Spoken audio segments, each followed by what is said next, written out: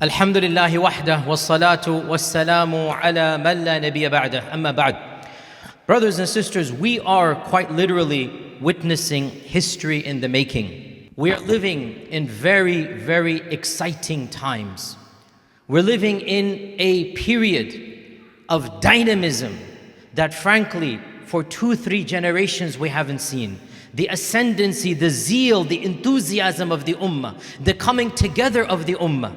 We are now at the prime time to optimize our potential, not just individually, but collectively, bringing the community together. Never before in all of Islamic history, never before have we been at the precipice of this amazing, astronomically potential of achieving our absolute maximum. How so? Let me summarize for you, insha'Allah ta'ala.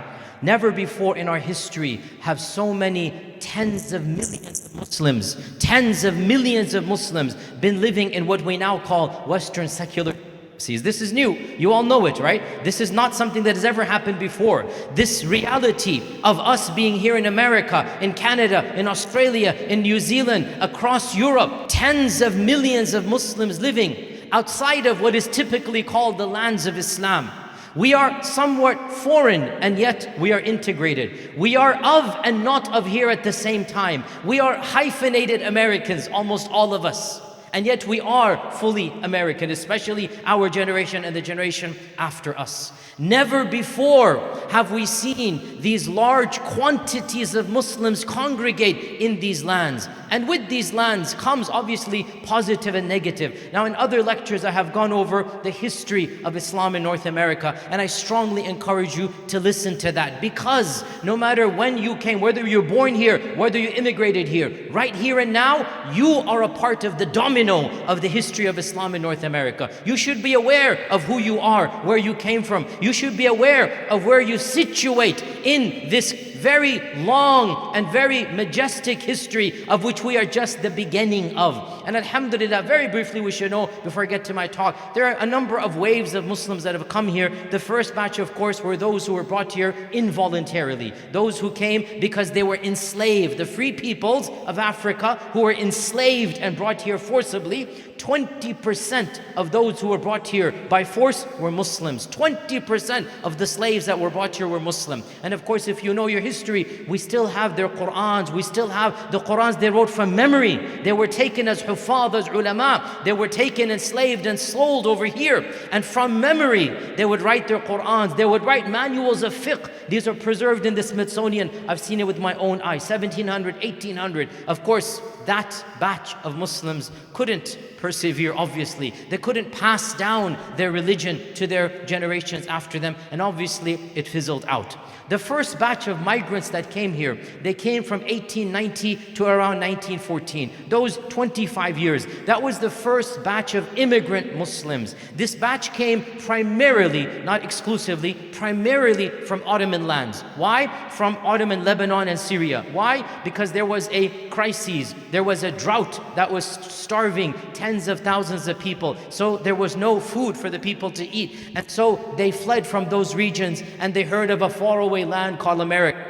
In 1900, it wasn't popular to come to America because you would face racism, you would face a lot of stigma and stereotypes. So to come here actually was a big challenge. Still, tens of thousands of people came. They settled in Iowa, they settled in Michigan. That's why Detroit, Michigan still has the largest percentage of people of Arab heritage. Over 25% of certain pockets. In fact, there's 1 or 2 pockets that is majority Arab heritage because of that migration back in 1900, 1914. What happened in 1914? In 1914, Congress passed an act because of the paranoia, the xenophobia. Trump isn't our first xenophobic president. Trump isn't the first to bank in on and cash in on xenophobia. This is a constant theme of this country. And in 1910, there was an entire wave of distrust, wave of antagonism towards not us, not the Arabs, not the brown folks, not the Muslims, towards the Far East, towards the Chinese and the Far Eastern immigrants. And so there was a yellow fever that overtook America. Complete racism. racism.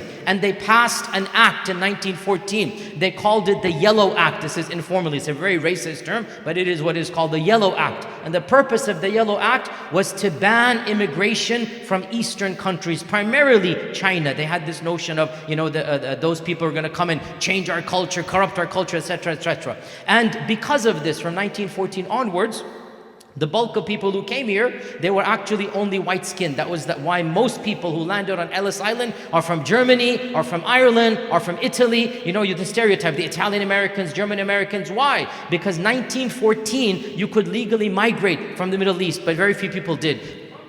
I mean, you can't really have a good Muslim conference without IT technicalities, right? We have to live up to the hype. That's part of what we do, Alhamdulillah. So we are following our general sunnah in this regard. 1914, the Yellow Act, okay? So after this, they passed the Yellow Act, and so no Muslims could migrate legally, except with great difficulty, until 1964. 1964, Ted Kennedy, the famous Ted Kennedy who passed away a year ago, Ted Kennedy was the one who repealed the Yellow Act. And he allowed students to come to the United States. And that's why in the 70s, there was a mass migration. Some of you sitting here are a part of that batch. In the 70s, there was a mass migration of those who could study at universities. And then in the 80s, that act was added up to allow immigration of all types of people. And then the green card lottery, etc., etc. So the bulk of our migration took place in the late 70s, early 80s. And many of you are from that batch, and that continued onwards to the 1990s until obviously now they're trying to trickle that down and close it back. But still, this has been the largest batch of migration. My own father came here right before that migration began. He actually got here before the Kennedy repeal of the law by a student program, 1963. One of the first Pakistanis to come to Houston. My father came to study at the University of Houston in 1963. He's founded the first Masjid over there. This generation, our generation here, we are the largest concentration of Muslims in American history. We now number in the millions, perhaps around 7 million Muslims. Within our own lifetimes, within 5 years or 10 years, there will be more Muslims than any other faith except Christianity. We will be the second largest religion in this country within a few years, if we aren't already the second largest. And so we are making history. Now the question arises, what happens when we find ourselves in this land? What is called a SWOT analysis. How many of you are in corporate America? You know what a SWOT analysis is, okay? Most of you do know. Some of you do know. Okay. A SWOT analysis is an analysis that people do in the corporate world to figure out the corporation's strengths, weaknesses, opportunities, and threats. Strengths, weaknesses, opportunities, and threats. That's why it's called SWOT, S-W-O-T. So the corporation comes together, a group of people come together, and they figure out what are our strengths. Because when you know your strengths, you play to your strengths. What are our weaknesses? Because when you know your weaknesses, well, then you have to overcome your weaknesses. What are our opportunities? We have to take our opportunities. And then what are our threats? Because we have to protect ourselves, precaution against the threats. I'm going to very quickly, because time is limited, and I've given this talk in a lot more detail in other places. You can find it in a more academic style. This is, of course, not the place to go into those types of talks, but just a nutshell. I want to do a SWOT analysis of the American Muslim community. What are our strengths? What are our weaknesses? Where are our opportunities? And what are our biggest threats? Because unless and until we know our strengths and we recognize our opportunities, how are we going to rise up when we don't even know where we're strong and powerful? How will we take advantage of our opportunities when we don't even see when they're given to us on a silver platter, we don't recognize those opportunities? Similarly, how can we take precautions against threats when we don't know them? And I want this talk to be the first of many conversations you begin in your own communities, in your own circles. Let us change the discourse from mere childish gossip and backbiting to visionary planning. Let us start thinking 5, 10, 20 generations ahead and where Islam will be. Because I say loudly and clearly, this generation is a seminal generation. This generation is a one of a kind. This generation will decide, we do, in the next 30 years, will decide the future future of Islam for the next 300 years in this country. Mark my words, pay attention. What you do and I do in this generation, why do I say this? Because this is the only generation, a one-off generation that is still fully in tune with its roots back home and also fully Americanized. This is that one generation. I am born and raised in this country, but I'm fully aware of where my parents came from. I visited the homeland multiple times. Urdu bhi baat kar deta hu. Tuti puti lekin kam se kam Urdu baat kar leta hu. My children will not speak even half a word of Urdu, and they will barely understand it. That's going to be gone. This is the one generation that is in touch with its roots and also fully Americanized. What we do now, how we preserve our legacy, our vision, our strategy, our planning, it will dictate the future of our religion for the next 300 years. So we are at an amazing time. We are at an opportune point in Islamic history, and every one of us has a role to play. So what are our strengths as American Muslims? What are our strengths living in this land? Well, without a doubt, of our strengths is that in the Western Muslim world, and I speak as somebody who has traveled to over 60 countries and lived in multiple states and countries. As an American Muslim, I state with my own eyes, and also statistics back me up, that the American Muslim community is the most well-educated and the most socially integrated and the most socio-economically empowered out of all Western Muslim lands. There is no Muslim community in any Western land that is as ethnically diverse as us. If you travel to any European land, you will find the bulk of Muslims come from one or two countries, and that's it. For historic reasons I don't have time to get into right now. After World War II, every European country had a relationship with one or two Muslim countries, and so they increased the quota from that country. Germany did it to Turkey. Netherlands did it to Morocco. England did it to Pakistan and India, obviously because of the British roots and whatnot. So every European country has ties with one or two Muslim lands, and these form the bulk. As for America, look around you. Look, go to any masjid, go to any community. The most international United Nations will be found in every single masjid. Socioeconomically as well, by and large, the American Muslim community is above average compared to the rest of the country. Our socioeconomic status and clout, our levels of education, we are second to none compared to Western Islam, and maybe one or two smaller faiths are better than us in North America, but in the grand of things, we are in the top 2 or 3 in this regard as well. So that's definitely one of our strengths. Of our strengths as well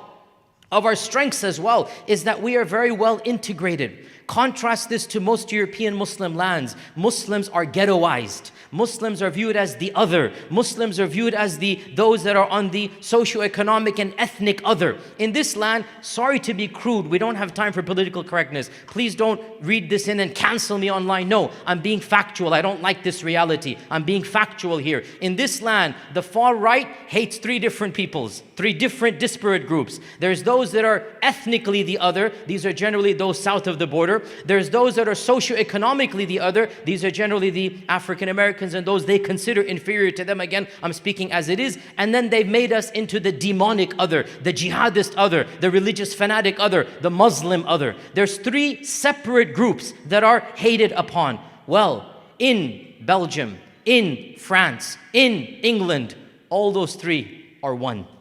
We are the socio-economic underclass. We are the ethnic other. And we are also the radical jihadist, fake figment of the imagination other as well. And therefore, Islamophobia in those lands is far more rampant than it is over here. That is a strength that we have. But our biggest strength, O Muslims, our biggest strength is one that we take for granted. And especially our youth do not understand and realize. Our biggest strength is the strength that the Constitution of this country guarantees us. The strength to practice our faith, the strength to be Muslim, the strength to preach and teach without any oversight, without any government approval. We are free to be Muslims in this land in a way that no other country, frankly, many Muslim countries would not allow us to be as free as we are over here. And so I say, as an American, I thank Allah for the Constitution of this country. I thank Allah for the Constitution of this country. This Constitution is an amazing document. How so? Why so? Because the people who wrote it, they were fleeing religious persecution. They fled the tyranny of state and tyranny of religious intolerance. So in their constitution, they enshrined laws to protect the freedom of worship and the freedom of expression. I have the right to preach and teach whatever I want according to the constitution of this land. I have the right to build my mosque. I have the right to worship, and no law can be passed to stop my worship and my church and my synagogue and my mosque. Nobody has the right to do that. Even after the paranoia of 9/11, they could not stop our church, our masjids and churches and synagogues. 22 states attempted to ban the Sharia. 22 states attempted to ban the Sharia. Every single one of them lost when they reached to the higher court of appeal. It didn't even have to go to the Supreme Court. It didn't even have to reach the Supreme Court. At the state level, it was automatically repealed. You cannot ban the practice of Muslim personal family law. If they want to agree to do it, that's how they want to live their lives. You cannot ban people to do this. The strength to preach the truth, the strength to criticize our own governments. I swear to you, oh Muslims, which country back home can you criticize your own president, your own prime minister, and then don't worry about it? A few weeks ago, there was the largest protest in Washington, D.C. for Gaza. The largest, almost 500,000 people marched in front of the White House. They invited me to speak at there as well. One of the Muslim clerics they invited to speak in front of the White House. You can see my lecture online.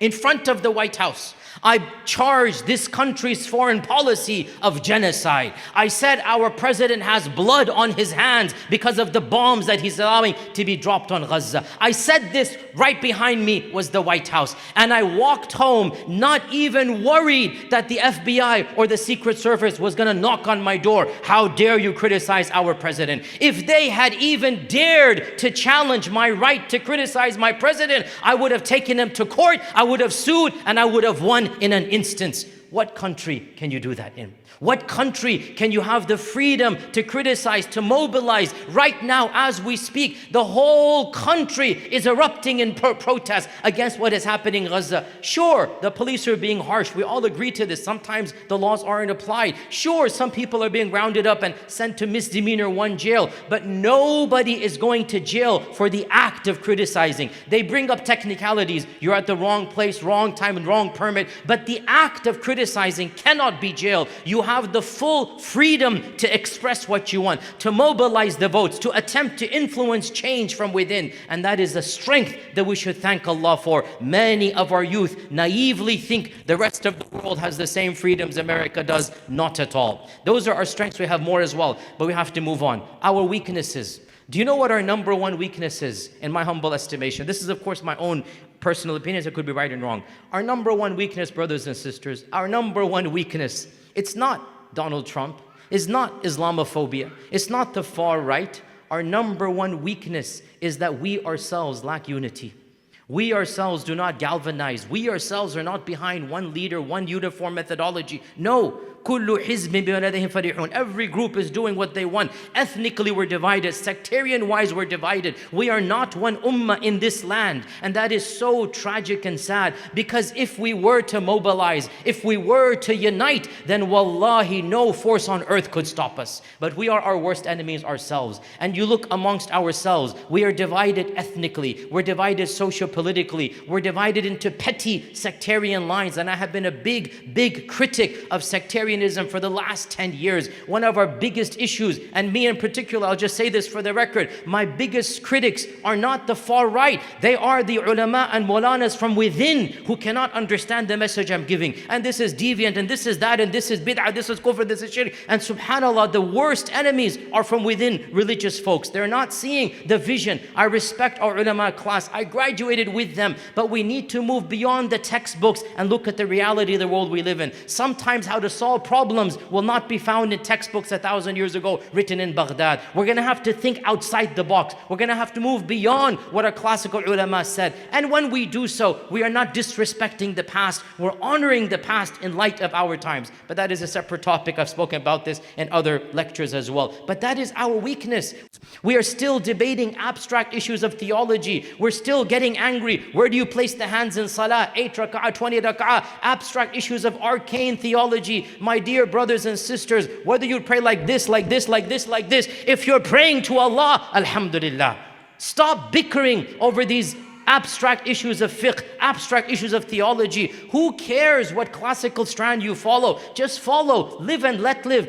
Whether your son or daughter follows one group versus another is not a big issue. They believe in Allah, that's the big issue. They respect the Quran, that is the big issue. They understand Islamic morality, that's the big issue. We should not be fighting amongst ourselves. And if you must teach at that type of stuff, then hire a private auditorium, bring an elite group of students and debate as much as you want abstract issues. When you finish, collectively go out together and pray together, facing the same qibla, bowing to the same God, reading the same Quran, and understand what unites us is much more than what divides us. So this is our biggest weakness that we have to overcome. Our divisions ethnically, our divisions politically, our divisions sectarian-wise.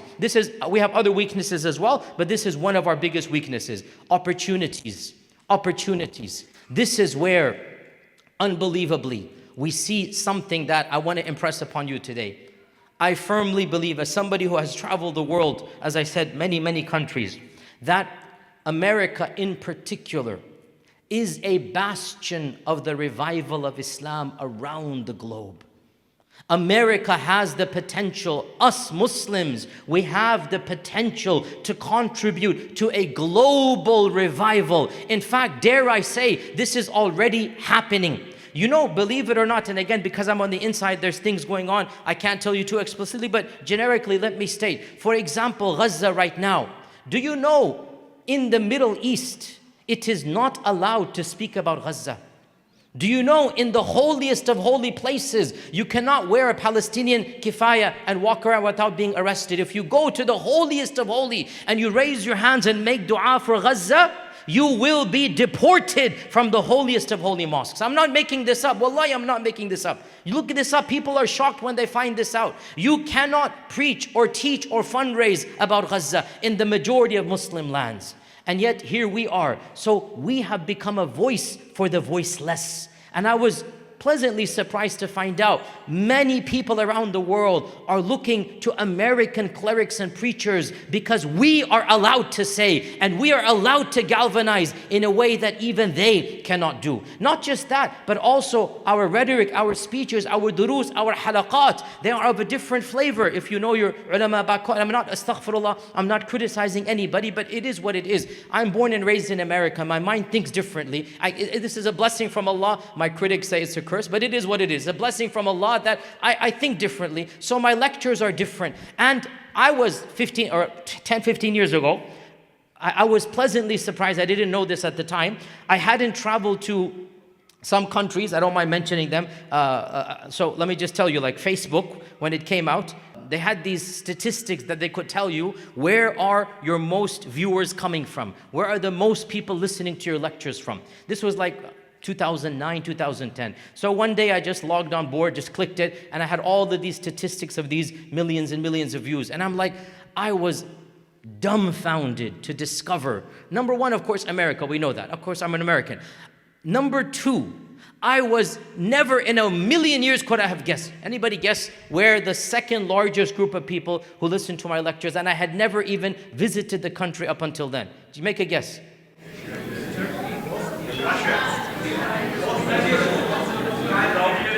Nope. Malaysia.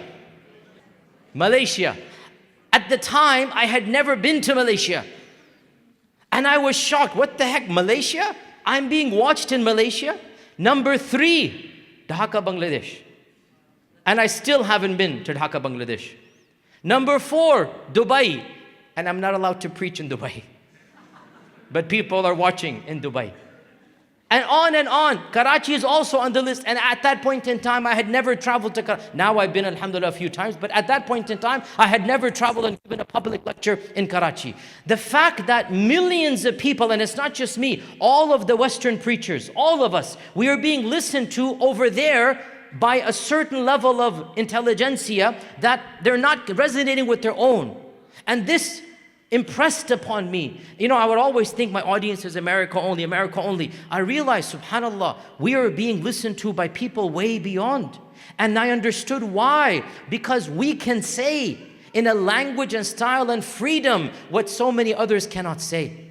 And so this shows us, it's not just me, all of us collectively. It is an opportunity to benefit the rest of the world. And I'm going to circle back in on this when we finish our lecture for today. So we have an opportunity here to build institutions that are going to influence the rest of the world. And as for threats, there's no doubt that the political climate of this country indeed is a threat to us. Let's not beat around the bush here. It's not too far away when, after World War II, Japanese Americans were rounded up and thrown into intermittent camps. Don't forget, those people that were in those concentration camps, they're still alive right now. It wasn't too long ago. And may Allah protect us. But when people go paranoid, when people cannot think rationally, they do irrational things. And we saw this post 9/11 to a certain level. Those of us who were here pre 9/11, I'm one amongst them to give da'wah. Wallahi, night and day. Literally, the America pre 9/11, our children will never understand that America. Our children will never comprehend the levels of freedom that existed. Post 9/11, we are still a very free country, but nothing like pre 9/11. And the Patriot Act, which has just been renewed, and the NSA, and all of these other aspects going on, these are all relatively new after 9/11. And this is definitely a threat for us because it is eroding the constitution of this country. And we're seeing this right now in Palestine and Israel. The country, right now, there are members of Congress that are wanting to ban the criticism of Israel under anti-Semitism. Now, they can never criminalize it, but they can socially ostracize it. The Constitution, unlike, by the way, if you don't know, in Europe, in some countries, it is already illegal. And in Germany, you cannot march with the Palestinian flag. In England, the Commonwealth, the Congress is attempting to ban the phrase freedom for Palestine from the ocean to the sea, from the river to the sea. They want to ban that phrase because they're saying it is genocide. In Canada, I was just in Canada yesterday. In Canada, they have banned the wearing of the Palestinian scarf in their Congress. So believe me, America is still light years ahead of everybody else, but it is being clamped down. And threats are happening, and we must fight within the law as much as possible. You give them a foot, if you give them an inch, they take a foot. We have to be very careful about this. Now, circling back all the way, one of you is going to ask, Shaykh, what is your talk to do with our fundraiser today? Any of you wondering that? No? Our fundraiser today is exactly what I'm talking about. Nowhere else in the world, nowhere can groups of committed individual Muslims come together and envision a magnificent plan and have a blank piece of paper with only your imagination as the limit to envision the best masjid. And then after that, the best Islamic school. And then after that, the greatest sheikh and imam you can bring. And then after that, the best community center. And then envision an Islamic community and neighborhood from scratch. And the only impediment is your own finances and funds. You don't have to get any extra permission from any. I was just in Spain a few months ago. And technically, Spain is a free country. Technically, it's a legal democracy. Do you know the quantity of Muslims in Spain? The percentage of Muslims in Spain is 10 times not the quantity, the percentage, 10 times the percentage in America. Guess how many purpose-built mosques exist in all of Spain? Guess. Give me a number. 5. 5. For millions and millions of people in a small concentrated region. They have to pray in converted basements. They have to pray in open parking lots. They have to pray here and there. The government, every time you petition, they go through and they find some technicality. They'll never say, oh, it's a mosque, you cannot build it. No, no, no. They will not say that. They're going to find some technicality, and based upon that, they're going to deny you your right to build a masjid. This is in Spain right now as we speak. I was just in Spain a few months ago, and the Muslims were telling me, we can't believe how much freedom you have. You're telling me you can just build a masjid wherever you want. I said, yes, wherever we want. And all you have to do is come together and bring the funds and bring the architect. All we have to do. And they said, if we were to be able to do this, we'd have a masjid in every street corner. The freedoms we have to come together and to envision and plan are second to none anywhere in the world. And we are making history right here and now. Generations from now, your grandchildren are going to reminisce, oh, our grandfathers came here. And they're the ones who built that masjid. And they came from foreign lands, they struggled, they got themselves educated, they got themselves jobs, and they sacrificed their careers, their wealth to build this for us. It's only going to be a one-off. This is the only generation this is going to happen. And this is upon us to do. The opportunities, O Muslims, that we have in this generation are second to none. These structures that we build, this Islam that we preserve, it will be the legacy for our children and grandchildren after us. So I say to you, don't raise funds for your own little masjid over here and think that that's it. Don't raise funds thinking this is the place I need to pray Jum'ah. This is the place I want convenient parking. This is the place I want to spend my Ramadans. This is short-sighted thinking. Raise funds and donate with the intention of leaving a legacy to your grandchildren after you. As you're donating today, and as you're building your mosques and community centers and your Islamic schools, understand this is what will preserve Islam in your own children and grandchildren after you. You are not just fundraising for the convenience of your Salatul Jumu'ah. I'm sorry, that is very petty, and that is very shallow, and that is very one-dimensional. You are raising funds and you are building structures that are meant to be fortresses that protect Islam for generations to come after you. You want your children to feel a sense of pride, a sense of heritage, to know who they are, where they came from. They might lose the language, they might forget the village your grandfather was born in, but you and I cannot afford that they forget who they are as Muslims. We cannot afford that they don't know the kalima, they don't know the Quran, they don't know Islam. We must protect their religion, and that will only be done when we have the bravery, the courage, the fortitude, when we have the generosity to give of our hard-earned income for the biggest and best investment. It is an investment in our future deen and our current deen. It is an investment not just for our akhirah that we want thawab and reward from Allah. It's a physical investment in our own grandchildren. This is what we are raising funds for. So understand, history is in the making. You are making history right here and now. There's only one opportunity that will ever happen to build the best and largest masjid where your masjid is. After that will be extension after extension. And I hope inshallah ta'ala, I'm going to make a dua. I hope inshallah your masjid proves to be small within a few years. That's my dua. I want that dua. Do you want to know why? Because I want our religion to grow and flourish. I want the number of converts and the number of people that come to make us even bigger and bigger and bigger. I want every parking lot to be absolutely packed to capacity. I am happy that we have a parking problem on Jumu'ah in the same era where every other faith is struggling to fill its pews, to fill its rows. We thank Allah we have a parking problem every day of Ramadan. And every single Jumu'ah, this is a positive problem to have. And I want this problem to continue to grow as long as our community also continues to cater and grow as well. So go ahead, brothers and sisters. Go ahead and imagine. Go ahead and envision. Go ahead and daydream. The biggest daydream you can. And I hope every daydream you have, it turns out to be too small and it's even bigger and better and more grandiose I want to conclude with a personal anecdote of my own trajectory to show you the American Muslim dream, to show you what can really and truly happen.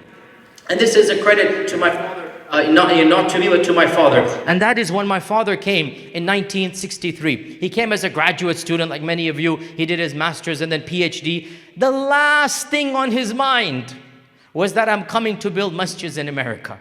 He came to do a graduate degree. And of course, at the time, the goal was to study and go back home. Well, you know how that ends up, right?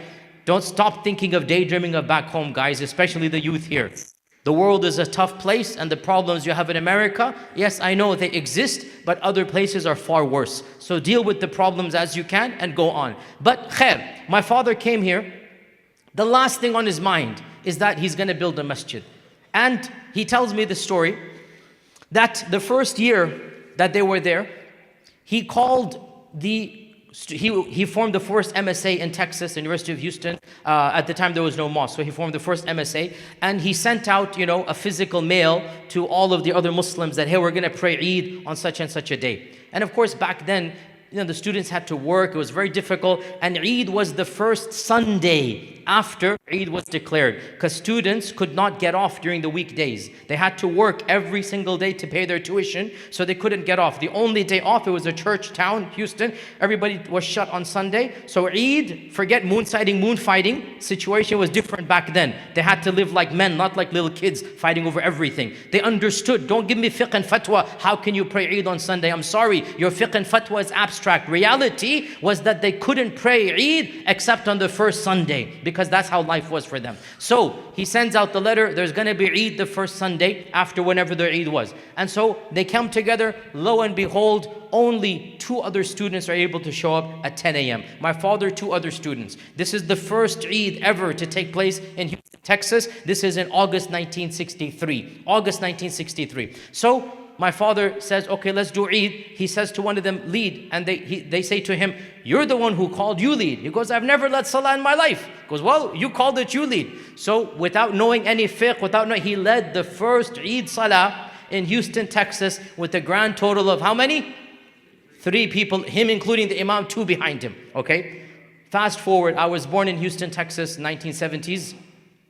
He had to build the first masjid. He gathered the funds. He built the first masjid. Now, Alhamdulillah, the Islamic Society of Greater Houston, ISGH, is the largest conglomerate of masjids in the entire North America. Over 50 masjids and musallas comes under ISGH. My father is one of the founders, the original batch of founders of ISGH. Fast forward, I grow up, go to engineering, graduate University of Houston, worked at Dow Chemical. Where's the engineering person? Worked at Dow Chemical for a while. I did polymers, and I tried to calculate polymers in Fortran 77 and a different language at the time, and I realized that life is worth more than solving quadratic equations, so I went and studied in Medina, and then I came back in 2005, and I came back to Houston before going to Yale. So 2005, 40 plus years have gone since my father gave the first khutbah, and the ISGH invited me to give the khutbah for Eid in June of 2005. And the quantity is much more. They had to hire the George R. Brown Convention Center for Salatul Eid. And so I remember that Eid, it was one of my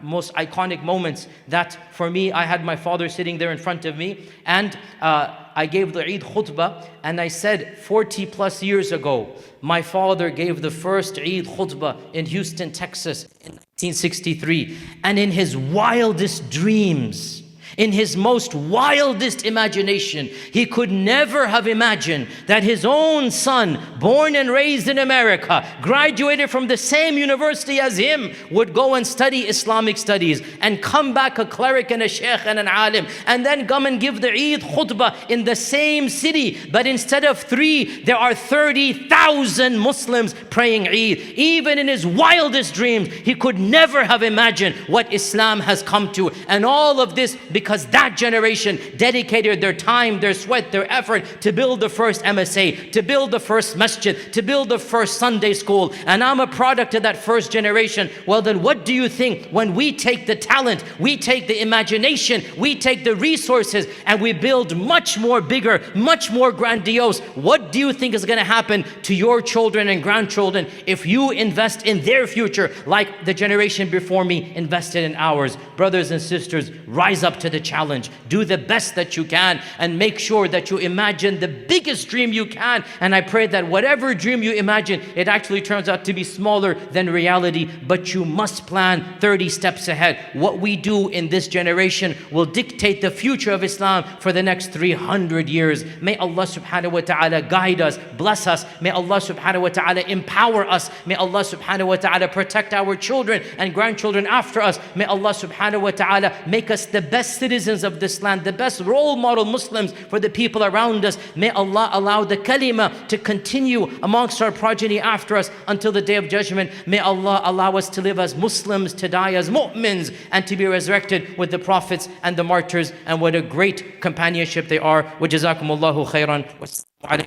wa rahmatullahi wa barakatuh.